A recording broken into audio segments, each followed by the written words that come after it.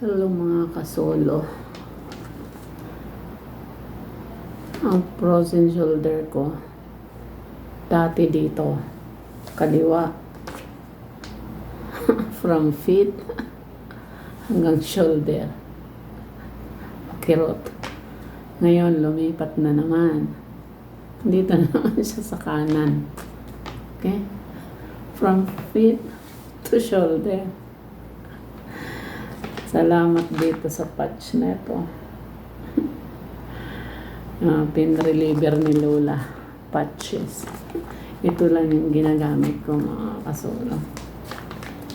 Okay. Mag-demand ka magpa-check up, sabihin sa'yo. Kakapa-check up mo lang. Kailan yun? 3 years ago. Diyos me. Kagabi nilagyan ko dito. Ayun, natanggal ang kirot. Ito na naman, makirot. So, lalagyan natin mga kasolo. Dito ang kirot, lalagyan mo dito. Ayan. Sabi ng doktor, naririnig ko pag napaliwanag kay Lola.